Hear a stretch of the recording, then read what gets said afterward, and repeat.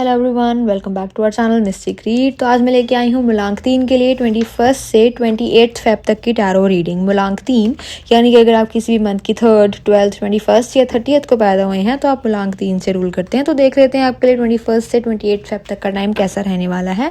अगर आप मुझसे पेड रीडिंग लेना चाहते हैं तो आप मुझे इंस्टाग्राम पर DM कर सकते हैं। मैं सेम नाम से हूँ, मिस्टिक रीड। तो देख लेते हैं मूलांक 3 आपके लिए ये एनर्जी कैसे रहने वाली है।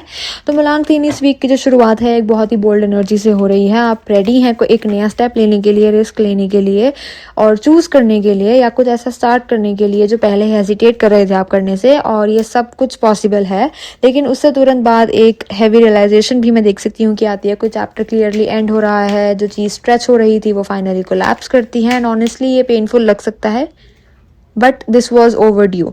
इसके बाद आप इमोशनली और मेंटली स्ट्रॉन्ग मोड में शिफ्ट हो जाते हैं। एक साइड में आप लॉजिकली जो चीज़ों को यूज देखते हैं, क्लियर बाउंड्री सेट करते हैं, कोई नॉनसेंस टॉलरेट नहीं करते हैं। और दूसरी साइड आप इमोशनली अवेयर भी हैं। आप समझ रहे हो कि हर्ट को इग्नोर नहीं करना है, उसको प्रोसेस करना है। फाइनेंशियल और लॉन्ग टर्म स्टेबिलिटी का जो थीम है वो काफ़ी स्ट्रॉन्ग है। आप फ्यूचर को सीरियसली देख रहे हैं, पर साथ ही माइंड में ओवर थिंकिंग जो का जो मोड है वो ऑन चल रहा है। आप खुद को मेंटल ट्रैप में डालने की कोशिश कर सकते हैं, स्पेशली रात के टाइम। थॉट्स हैवी हो सकते हैं, ओवर थिंकिंग ज़्यादा हो सकती है, तो इसे कंट्रोल करने की कोशिश कीजिए। और फिर एक कंप्लीशन एनर्जी भी मैं देख सकती हूँ, जैसे लाइफ कह रही हो कि ये चैप्टर खत्म नहीं, नेक्स्ट लेवल पे लेके जाओ।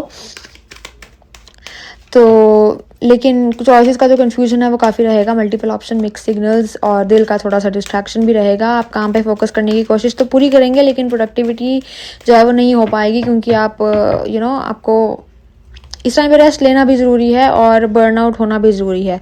तो आप कहाँ पे फोकस करने की कोशिश करेंगे, प्रोडक्टिविटी हेल्प करेगी आप सब कुछ स्टेबल करने में आपको, लेकिन बात नहीं बनेगी क्योंकि आप डिस्ट्रैक्टेड हैं। तो कोशिश कीजिए कि आप मेडिटेशन को प्रैक्टिस करें। इस वीक टेम्पटेशन का भी टेस्ट होगा, कोई अनहेल्दी अटैचमेंट पैटर्न या हैबिट वापस खींच के आ सकती है आपकी लाइफ में।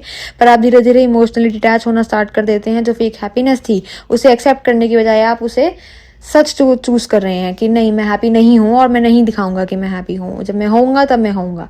लव लाइफ में मिक्स सिग्नल्स हो सकते हैं, इमोशनल ऑफर आ सकता है, कोई एक social circle, third party interference भी हो सकती है।